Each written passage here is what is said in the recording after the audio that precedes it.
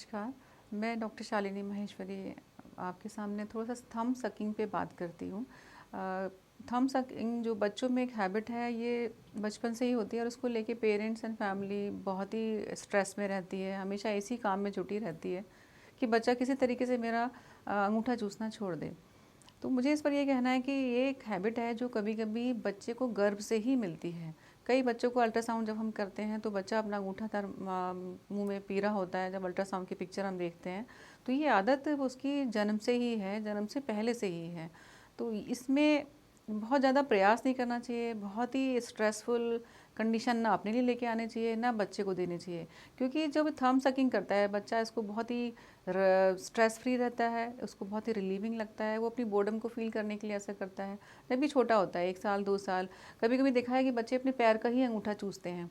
अंगूठा हाथ का चूस सकते हैं, उल्टे का सीधे का, लेकिन वो पैर का भी, क्योंकि बहुत फ्लेक्सिबल बॉडी होती है और वो उसी कंडीशन में ही बच्चा पेट में होता है, बिल्कुल ही ओवर फ्लेक्स्ड मैनर में वो वहाँ रहता है। पूरा बॉडी उसकी फुल्ली फ्लेक्स्ड होती है, तो उसका अंगूठा पैर का भी मुँह में चला जाता है। ग्रेजुअली बॉडी की स्टिफनेस बढ़ती है, फिर वो चलने लगता है, तो फिर उसका हाथ का अंगूठे का उसको आदत पड़ सकता है या बचपन से भी पड़ी होती है। तो बहुत उसको स्ट्रेस के संग छुड़ाने की कोशिश नहीं करना चाहिए। कुछ लोग स्कूल गोइंग बच्चे भी अंगूठा पीते हैं। जब भी आप अंगूठा पी रहे हैं तो आप उसके ऊपर ध्यान दीजिए कि वो कब-कब अंगूठा पी रहा है। जैसे जब वो अच्छे मूड में होगा, टीवी देख रहा है तब पिएगा, पढ़ाई कर रहा है, कुछ सोच रहा है, कुछ उसके दिमाग में चल रहा है तब पिएगा, या उसको कुछ अच्छा नहीं लग रहा है, या उसके फ्रेंड्स ने किसी ने कुछ डिस्टर्ब कर दिया, या मम्मी-पापा ने कुछ कह दिया, या उसके मन में कुछ भी तनाव है, तो अपने आप को वो तनाव दूर करने के लिए पिएगा। जब भी उसके मेंटल एक्सरसाइज बहुत ही हाई मोड पर होगी तब वो अंगूठा पीने लगेगा। हाँ, जब वो खाना खा रहा है तब नहीं पिएगा, जब वो नहाएगा तब नहीं पिएगा, क्योंकि उसमें उसका दिमाग किसी और चीज़ में व्यस्त है।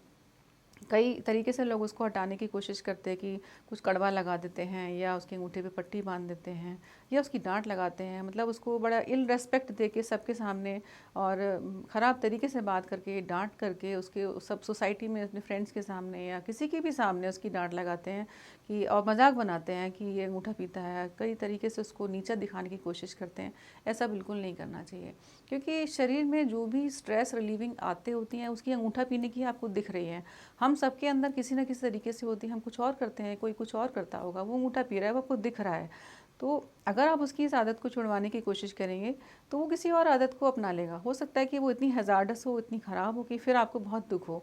जब भी अपने आप को स्ट्रेस फ्री करने के लिए अंगूठा पिएगा तो आप उसको थोड़ा अकेला छोड़ दीजिए, उसकी उम्र का इंतज़ार करिए, उसको ना प्रमोट करिए ना उसको डिमोट करिए कि तुम्हें ऐसा नहीं करना चाहिए।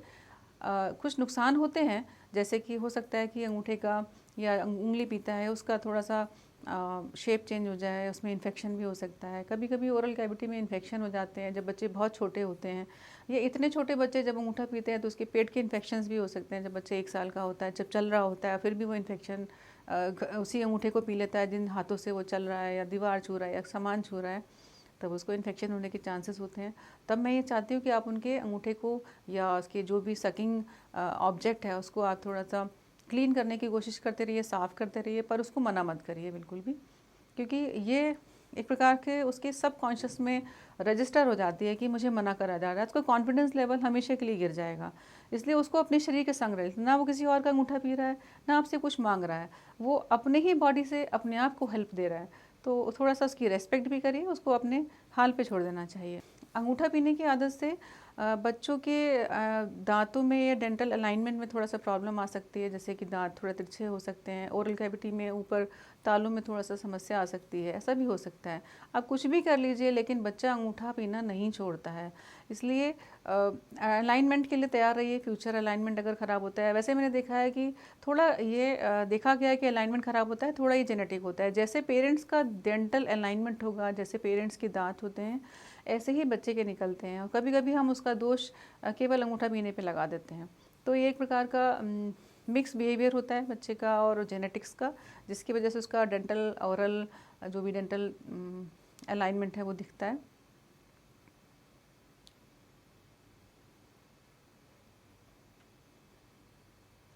कई बार मैंने देखा है कि बहुत बड़े होने के बाद भी जब बच्चे इंटरव्यू देने जाते हैं या कोई बहुत बड़ा एग्ज़ाम क्रैक करने जा रहे हैं, कोई कंपटीशन क्रैक करने जा रहे हैं, उस समय उनको ऐसा लगता है कि अंगूठा पी लें, और उस वो पीते हुए दिखाई पड़ते हैं।